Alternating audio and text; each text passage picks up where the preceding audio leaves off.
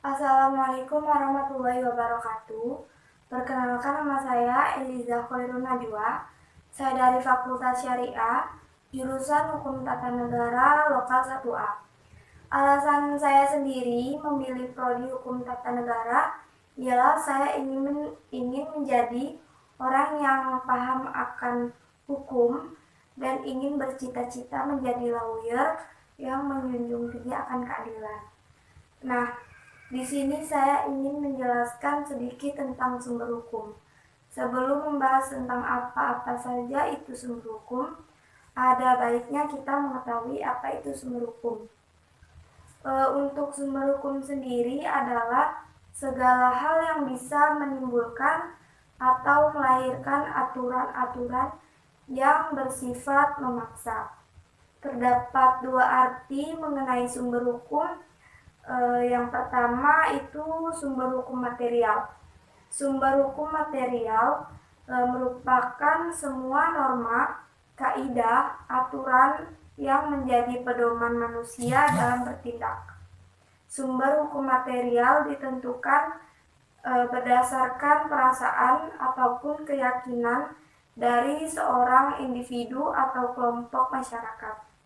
Yang kedua yaitu sumber hukum formal, yaitu merupakan hasil penerapan dari sumber hukum material. Sumber hukum formal dibedakan menjadi beberapa jenis sumber hukum.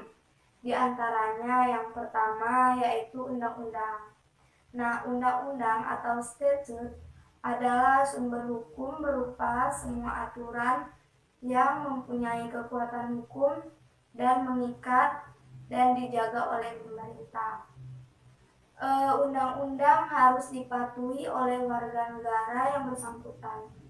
Yang kedua yaitu kebiasaan atau custom, yaitu sumber hukum yang didapat dari satu perilaku sama dilakukan secara kontinu atau terus-menerus hingga kemudian menjadi suatu hal yang umum untuk dilakukan. Contoh dari kebiasaan atau custom itu sendiri yaitu hukum adat dan hukum tradisi. Nah, yang ketiga yaitu keputusan hakim atau jurisprudensi, yaitu merupakan jenis sumber hukum yang diambil hakim di masa lalu terhadap sebuah perkara yang dijadikan sumber untuk hakim di masa sekarang agar dapat mengambil sebuah keputusan. Untuk yang keempat yaitu traktat. Traktat merupakan jenis sumber hukum yang berbentuk perjanjian yang dilakukan oleh dua negara atau lebih yang bersifat mengikat. Nah, traktat itu dibedakan menjadi dua. Yang pertama yaitu traktat bilateral, yaitu untuk perjanjian dua negara. Yang kedua yaitu traktat multilateral, yaitu traktat untuk perjanjian lebih dari dua negara. Yang kelima ada pendapat sarjana hukum atau doktrin, yaitu sumber hukum berupa pendapat dari para ahli dan pakar, khususnya ahli hukum yang dijadikan pedoman terhadap asas-asas penting dalam hukum beserta penerapannya.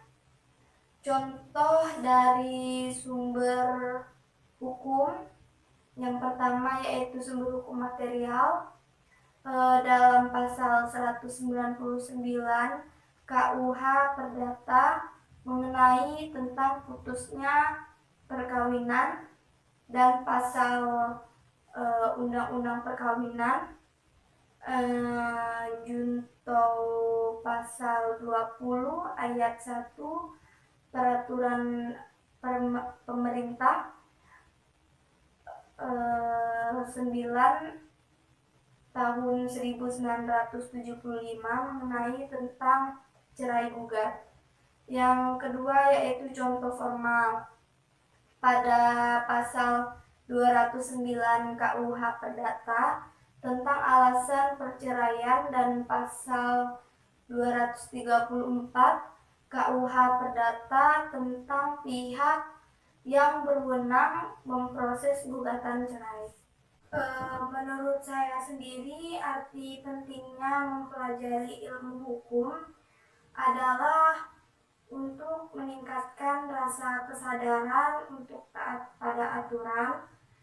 Yang kedua yaitu meningkatkan pengetahuan peraturan yang berlaku agar kita itu tidak buta hukum, dan juga sehingga mengurangi resiko melakukan pelanggaran hukum, baik itu hukum pidana maupun hukum perdata.